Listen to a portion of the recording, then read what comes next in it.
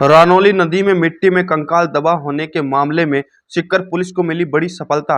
SP भुवन भूषण यादव के निर्देशन में रानौली थानाधिकारी उमराव सिंह गुर्जर व पुलिस टीम को मिली बड़ी सफलता। हत्या के मामले में आरोपी दोस्त को पुलिस ने किया गिरफ्तार। सीकर जिले की रानौली नदी में मिट्टी में कंकाल दबा होने के मामले में आरोपी को गिरफ्तार किया गया है। आरोपी ने अपने ही दोस्त पर पत्थर से वार कर जान से मार डाला। उसके बाद शव को मिट्टी में दबा दिया था। आरोपी ने अपने दोस्त के नाम से हजारों रुपए का लोन लिया था, जिसकी किस्त नहीं चुकानी पड़े, इस कारण से उसकी हत्या कर दी। सीकर एसपी भुवन भूषण यादव ने बताया कि 20 अप्रैल को रानौली नदी में एक कंकाल मिला था। कंकाल के कपड़े और ताबीज के आधार पर उसकी पहचान जगदीश प्रसाद निवासी रानौली के रूप में हुई, जो 27 मार्च से लापता था। परिजनों ने इस संबंध में 12 अप्रैल को पुलिस में गुमशुदगी का मामला दर्ज कराया था। जांच में सामने आया कि जगदीश के नाम से उसके दोस्त नरेंद्र सेन ने 50,000 का लोन ले रखा था, जो नरेंद्र को ही चुकाना था, लेकिन नरेंद्र लोन की किस्त नहीं चुका रहा था। इस कारण लोन वाले जगदीश के घर पर आते थे। 27 मार्च को शाम के समय जगदीश अपने घर पर यह कहकर गया कि वह बाजार जा रहा है। इसके बाद घर नहीं लौटा। उस दिन नरेंद्र ने अपने दोस्त जगदीश को शराब पिलाने की बात कहकर गाड़ी में बैठा लिया।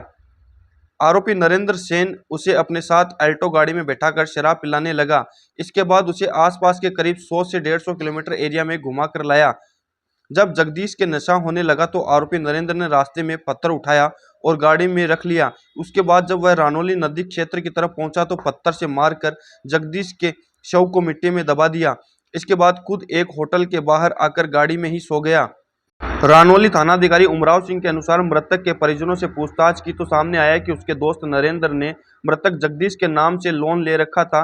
इसके बाद पुलिस ने आरोपी नरेंद्र से पूछताछ की तो उसने बताया कि उसने 8-9 लोन ले रखे हैं, जिसमें 50,000 का लोन मृतक जगदीश के नाम भी था, जिसकी किस्त नहीं चुकानी पड़े, इसके लिए उसकी हत्या कर दी। इस कारण से ही उसने जगदीश को मार दिया। दोनों के बीच करीब 4-5 साल से दोस्ती थी। मृतक जगदीश ईंट भट्टे पर काम करता था, जो कई बार काम के सिलसिले में बाहर भी जाता था। ऐसे में उसका फोन लगातार बंद आने के बाद भी घर वालों ने ज्यादा चिंता नहीं की। हुआ है क्या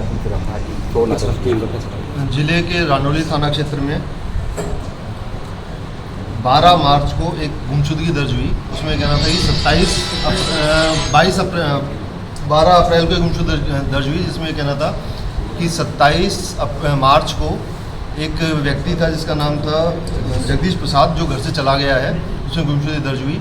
और 20 तारीख को एक डेड रानौली थानाधिकारी के अंदर मिली, जिसकी भौतिक शक्ति से ताल्लुक थी, पुरानी लग रही थी। तो एसएचओ साहब, सीओ साहब, उनकी पूरी टीम ने काफ़ी इसमें मेहनत करी। तो अगले दिन जब शिनाख्त पता चला ये वही व्यक्ति, इसकी 12 तारीख को एमपीआर दर्ज है। जब इसकी आगे डिटेल में जो उनके साथ थे, उनकी पूरी क्रियाकर्मों की उन्होंने इन्वेस्टिगेशन करी, तो निकल के जो सामने आया कि नरेंद्र सेन नाम का व्यक्ति था, उसने इसके नाम पे भी लोन ले रखे थे। ऐसे कई लोन उसने ले रखे हैं। उसके 50,000 रुपये महीने करीब किस्त जाती थी। इससे परेशान हो गया कि इसको अगर मैं मार देता हूँ तो मुझे वो किस्त नहीं चुकानी पड़ेगी, वो लोन बंद हो जाएगा। इस तरह उसने प्लानिंग करके इसको अपने साथ बिठा के ले गया, काफ़ी शराब पिलाई और फिर उसकी हत्या कर दी। हत्या करने के बाद उसको ला के नदी में सुनसान जगह पर जहाँ गड्ढा था उसमें डाल के ऊपर से मिट्टी डाल के उसको दबाने का प्रयास किया। वारदात में और भी कोई शामिल है? लोन था, इसने इसके नाम पे ले रखा था। धंधा या घर की आवश्यकता उसकी रही होगी, इस बारे में डिटेल बैंकिंग लोन था या वैसे कोई प्राइवेट जो पर्सनल छोटे बैंक होते हैं उनसे उन्होंने लोन ले रखा था। जो माइक्रो फाइनेंस इंस्टीट्यूशंस होते हैं उनसे लोन ले रखा था। इससे कोई ब्याज वगैरह पे भी था क्या, कोई अलग से कोई?